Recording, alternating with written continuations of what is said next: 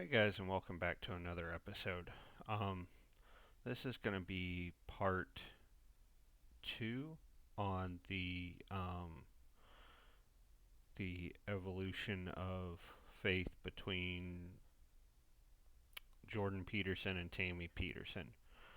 Um, Tammy recently, Tammy and Jordan both recently did another uh, interview type situation.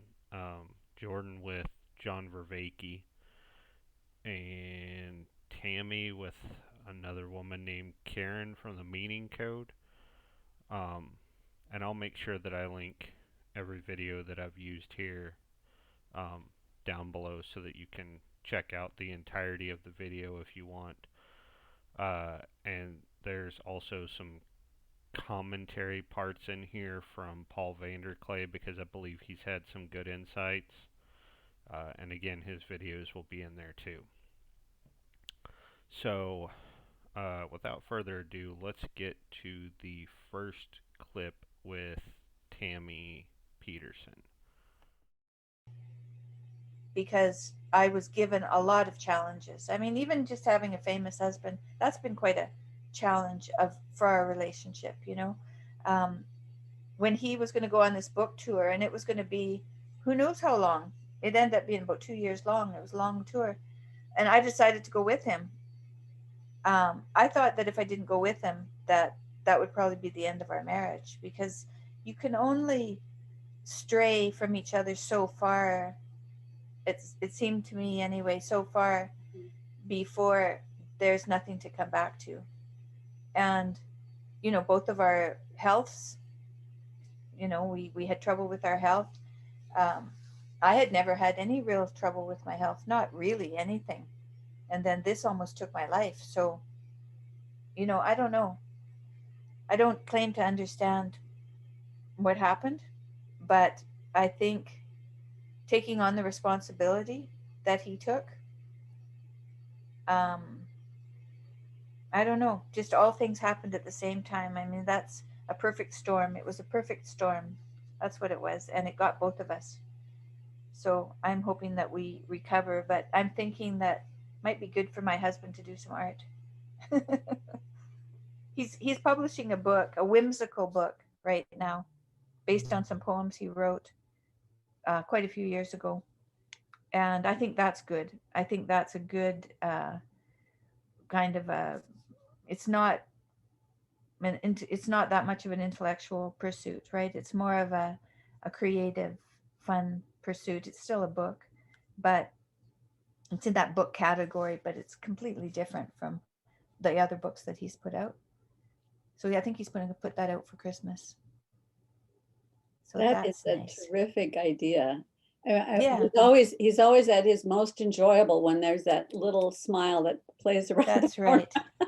That's right. That's right. Yeah, That's for sure. That's what yeah. we're looking for. The crucible that the two of you were put through by the news media and by those who have a compulsion to destroy goodness and beauty, um, is something that no one should ever have had to experience.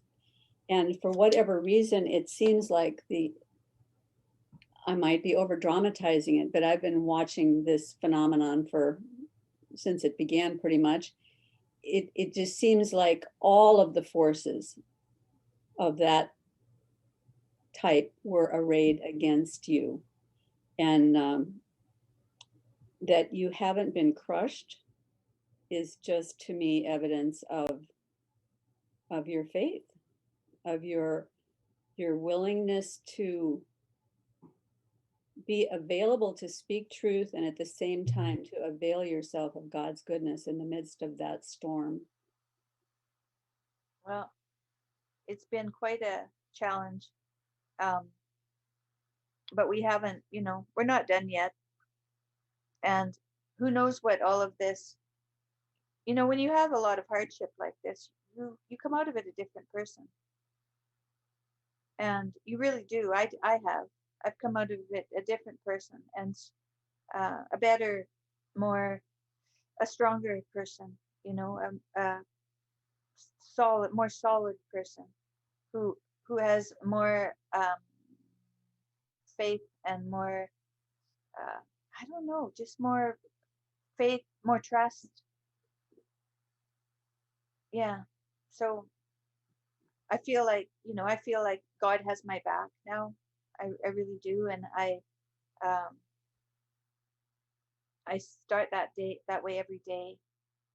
And I'm hoping that my work that I've done, my spiritual work that I've done will be helpful to my husband and will be helpful to both of us as we go forward. He has a great intellectual understanding of religion, and I have the spirit. But I hope together those things can work together and bring us back to life again and help him to be able to move forward without too much trouble.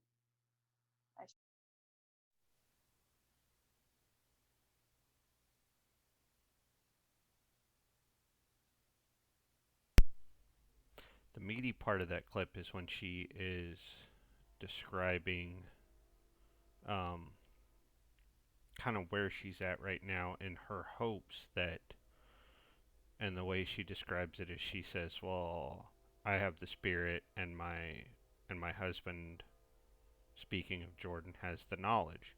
And so that she hopes that what she's doing with her life will not only impact him in a positive way, but that between the two of them, with his intellect and her, well, to use some Vervake language here, her participatory in the spirit and his propositional, that between the two of them, they will figure this thing out together. And that's an interesting place to be at, where she's not trying to push him into the participatory, but rather she's saying, let's work this out together. Let's build this faith that we're going towards together. And so in the next clip, Paul Vanderklay is giving some commentary on a Jordan Peterson Q&A. And sorry, Paul, I kind of cut your commentary part out of this because what Jordan was saying is more important to where he stands right now. So I'm going to play that part. Hi, this is Paul. Here's a little clip from one of the recent Jordan Peterson Q&A, Does Life Have Meaning Without God?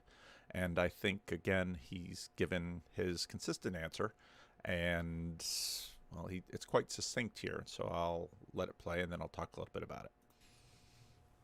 Does life have meaning without God? Can life be meaningful without God and without eternity? Well, at the highest and most abstract levels, perhaps not. So, I mean,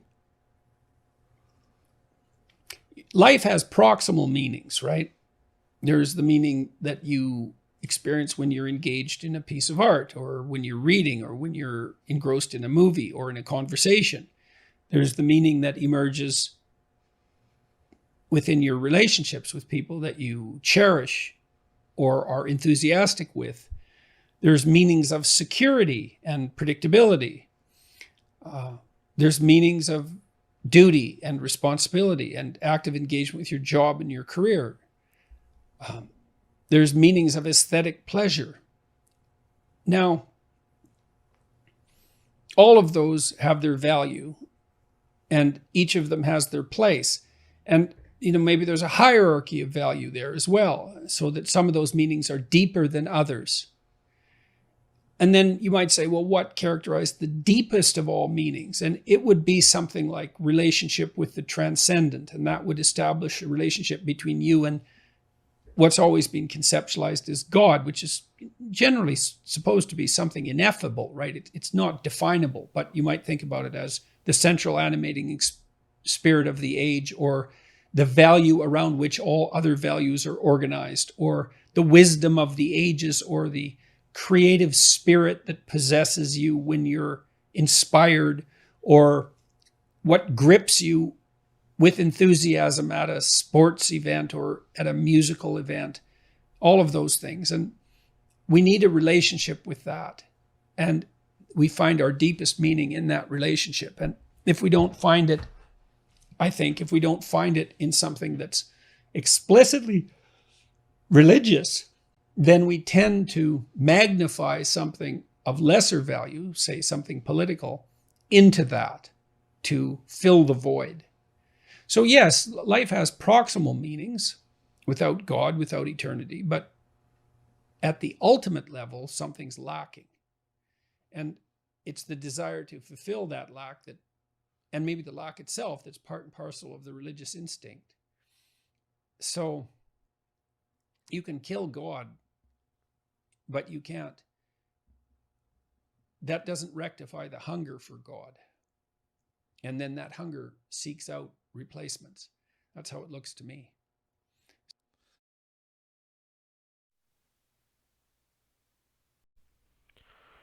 So what we saw in that clip is Jordan describing how it's necessary to have a relationship with what is transcendent and ineffable. And so the question becomes, what is the word ineffable? Well, it's that which is unexplainable. And this is very, I've heard a lot of Eastern Orthodox people say this. They will say something like, it's a mystery. And that is just analogous to saying that it is ineffable. It's beyond our knowledge. It's something that we're most likely not meant to understand. And that kind of jives with where Jordan and Tammy both are right now. Jordan says a lot of things that seem orthodox, and he is good friends with Jonathan Pajot. And of course, Tammy's good friends with quite a few Catholic people. She prays the rosary. So, like, this is in line with their thinking. But at the end of that clip, Jordan says something else telling, and he is describing the Nietzschean problem of the death of God. And that is when you find yourself, he says, you can kill God, but the hunger, it doesn't satiate the hunger. And he's also been known to say that, then that normally gets filled with something else that's lower tier, something political or otherwise, and that's the problem that Nietzsche was actually putting forward. But in the next clip, Paul says something pretty profound about it, and he's talking also about the ineffable and explaining that the ineffable is that which must be paid attention to. And so I'm going to let him explain that.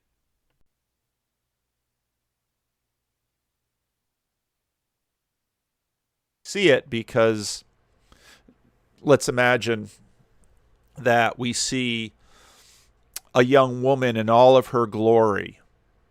In some ways, we don't see the young woman, we just see the glory and the spirits take us. But let's imagine we see a woman now. She was once beautiful and glorious, and she's still beautiful and glorious, but she's aged. So now we see the wrinkles. So now we see the toll that the age of decay has taken on her, and she is diminished. And so we're not blinded by the glory. Now we see her. She may still hold value. She may still have power. She may still have all of those things, but she's seen. And it's the gods we don't see. Those are the truly powerful gods. And you notice how Paul is explaining in there in his analogy, when he gets to the end, he says it's the invisible gods that we need to pay attention to, well, or something analogous to that. But essentially, that's what he's saying. He's saying it's not the visible gods that we're paying attention to. It's the invisible gods. And Peterson kind of hints at that when he says, that hunger doesn't go away. He says you can kill God, but you can't kill the hunger. And so the problem is, and he's describing the Nietzschean problem of the death of God, is we're going to fill that gap with something else because the hunger doesn't go away.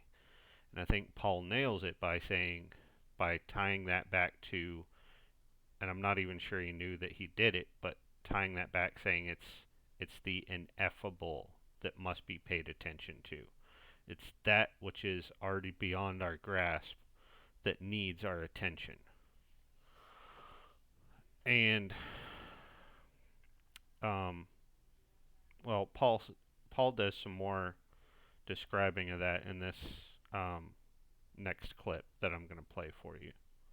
You don't. If we can't actually conform at the level of our character, we can't. Right, so that's trust. Yeah. That's and so when you trust what's honest. Yeah. You trust what's honest. So you trust the logos. Right. And what you because do, that's honesty driven by love.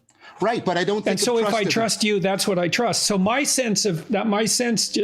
to go back to something. Yeah. I asked you to define love, and I'm going to define it on my terms now. Please. And that is the best in me serving the best in you. And I think that's the deepest pleasure. That's the deepest and most lasting pleasure. And it is the most fundamental motivation. It's the inexhaustible source. Because if I can do that, whenever I do that, I feel that I'm being properly. Well, and there's nothing better than that. And you can.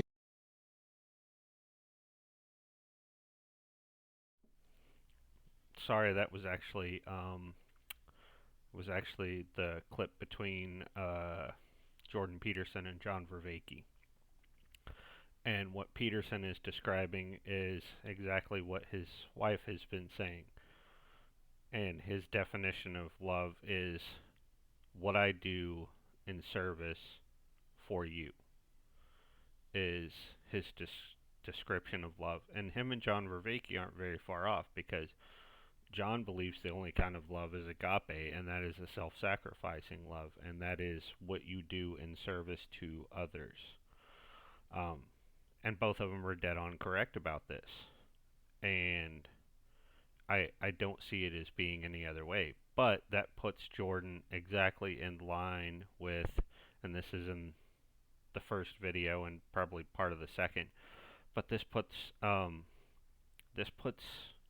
Jordan definitely in line with what Tammy has been saying, which is she made a deal with God that if he were to let her survive, and this is the only reason that she fought, is because she realized that her life was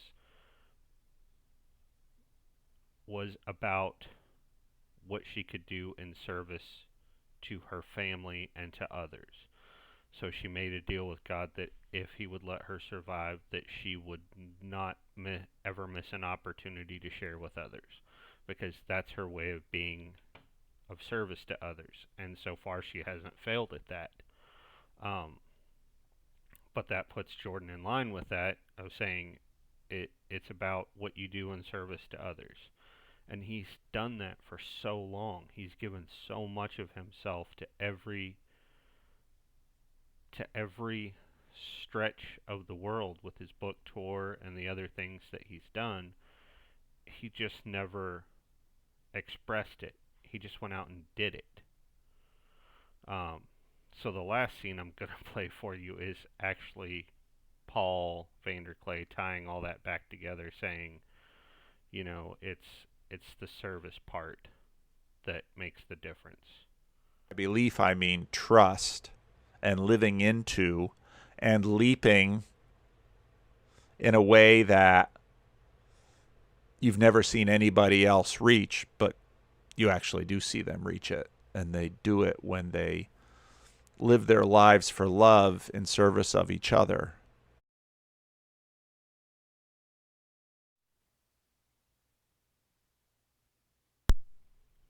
So on that last clip, that's exactly what we see Paul doing, right? He's saying you actually do see people do this, and they do it when they act in service to one another. So the question I'll leave you with, and I have a predisposed answer, but the question I'll leave you with is Tammy having the effect on Jordan that she wishes to, and that God wishes her to have on Jordan? And I think the answer so far is yes. We do still see him being a very egoic intellect. That's a shout out to Luke Thompson. Egoic intellect getting in the way sometimes, but I think between the two of them, they can figure this thing out together and get on the right path. That's all I have for this time, guys. I hope you enjoy this one. Let me know what you think about it, and be as brutally honest as you want. Until next time, thanks for coming along, guys.